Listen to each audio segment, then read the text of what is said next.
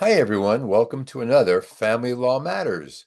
I'm Dr. Michael Mantell, joining Bonnie Rabinovich Mantell, who's the owner and managing partner of the Primus Family Law Group here in San Diego. Hi, Bonnie. Hi, Michael. How are you doing today? Doing great. Thank you very much.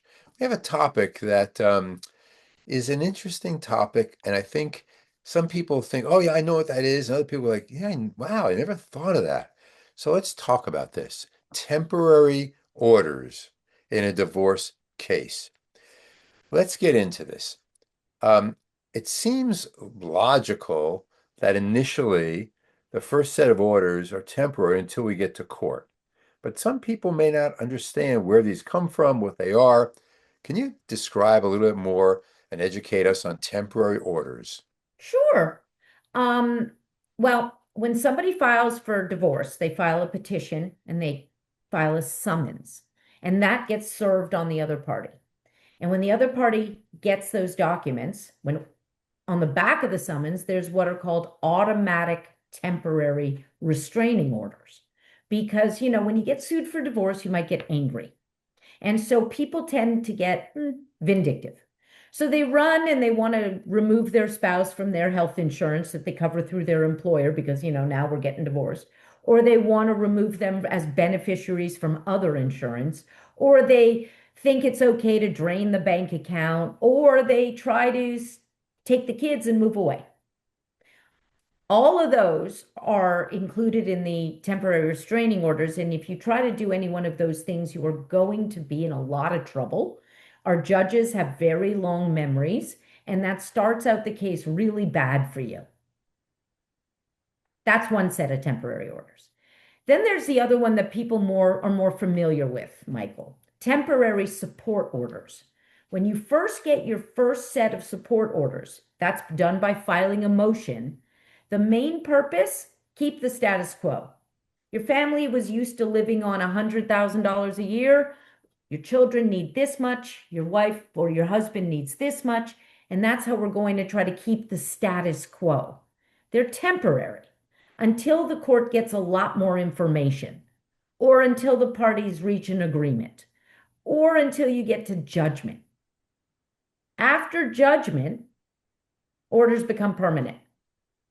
And what's interesting is that when it's in the middle of the divorce, you can more easily change those orders. Circumstances have changed. Somebody lost a job, somebody got a job. Those things we agree that we can use this part of our money, easier to change. But when you have permanent orders after your judgment has been filed, it's a lot harder to change those orders. You need to show a significant change in circumstances to change custody, support, or any of those other property divisions. I know that's long-winded. Well, yeah, no, but I mean, it's so interesting because the initial uh, debate, if you will, you get the the orders, and you look and you say, "Wait a minute, what is he or she saying? I can't do this, or I have to do this, or she can do this." But then you begin to have your arguments about that back and forth, correct?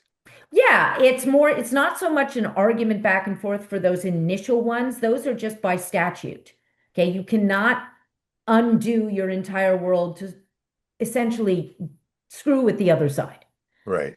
right? So those are done to protect both parties. If you have a house and somebody gets vindictive and they go and they take a second on your home, now all of a sudden you've got, you can't do that, or you can't run away with the kids. Right. That's the one So I was those thinking. really important ones at the beginning to make sure everybody, all the things stay the same so that we can properly divide them. Uh-huh. And that's when, after that, when you go into court and there's There's a some, right, when you file a motion, hey, we're sharing the kids, she or he makes more money than the other person, we need some support orders. Those are called interim orders. They're uh, the orders done now to get you through to the next step. very interesting. I don't think many people think about what these temporary orders really are all about. So I'm glad we brought it up. As always, Bonnie, insightful, ingenious, you bring clarity, and another wonderful Family Law Matters. Thank you. Now, if people have questions to dig into this a little more deeply, how can they reach you?